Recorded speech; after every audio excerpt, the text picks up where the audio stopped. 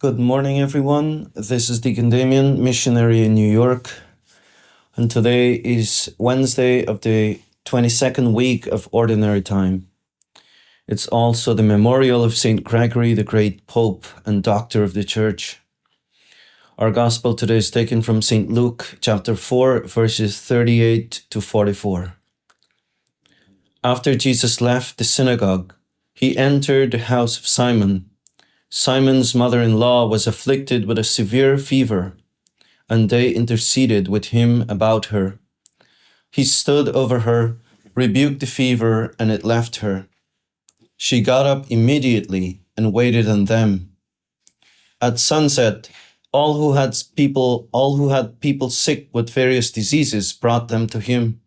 He laid his hands on each of them and cured them. And demons also came out from many, shouting, "You are the Son of God." But he rebuked them and did not allow them to speak, because they knew that he was the Christ. At daybreak, Jesus left and went to a deserted place. The crowds went looking for him, and when they came to him, they tried to prevent him from leaving them. But he said to them, "To the other towns also I must proclaim the good news of the kingdom of God, because for this purpose I have been sent." And he was preaching in the synagogues of Judea. Today's Gospel presents us with the wonderful action of Christ, manifesting his divine power, first by healing Peter's mother-in-law, and then all those who were brought to him with various infirmities. And the Gospel of Luke gave us a beautiful detail, saying, he cured them by laying his hands on each of them. One important point I would like us to focus our attention on is the desire of Christ to heal. In many places in the Gospels, we find healing miracles of Christ. And this is the work of Christ. This is the work of Jesus, to bring healing and wellness to our lives. A line from the prophecy of Isaiah expressed this. It says, "The Messiah is anointed to bring freedom to the captives, recovery of sight to the blind, to let the oppressed go free." So the whole work of Christ among us, at least temporarily here on earth, is to make us well. And of course, that enjoyment of health is fulfilled, is accomplished in heaven. And this is something that Jesus delights in. He wants all to experience the health that he enjoys. And we can see him, for example, placing his hands on each of the sick with great tenderness, with great love and compassion, with great care.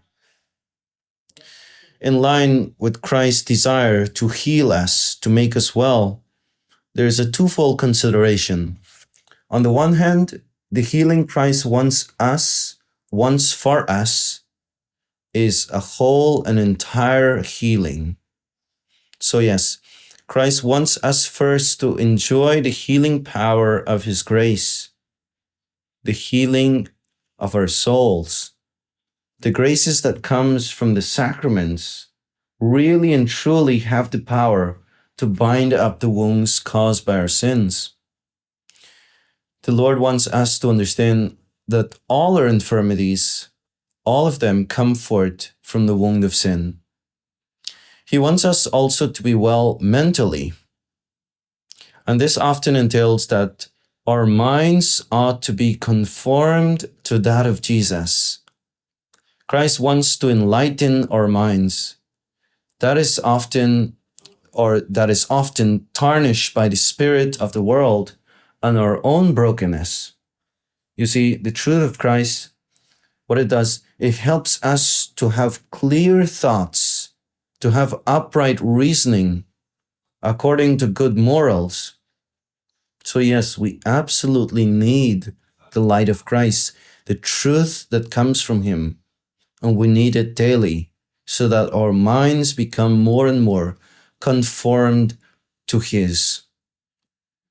And the Lord also wants and desires that we experience physical health.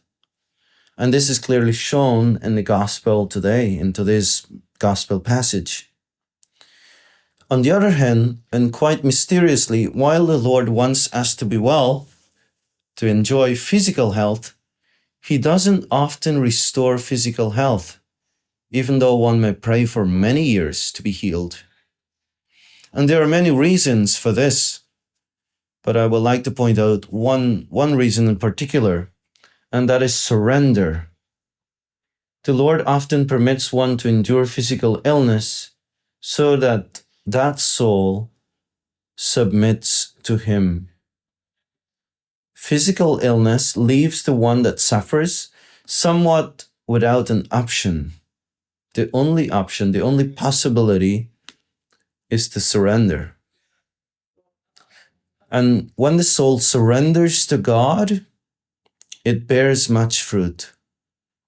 We can see this in the example of many of the saints, especially those who had long-term physical illnesses. Even though it wasn't easy for them, they understood that surrendering to God produces wonderful effects in the soul. Nevertheless, we must pray for the sick. We must pray for their restoration of health. We must recommend them often to Christ. We must bring the sick to Christ and Christ to the sick, especially in our service toward them. Saint Josemaria Escriva says, "We must serve all, laying our hands on each and every one as Jesus did, to bring them back to life, to enlighten their minds and strengthen their wills so that they can become useful." Today we ask through Mary's intercession that we may draw close to Christ and experience evermore His healing graces, His health in our own lives. Amen.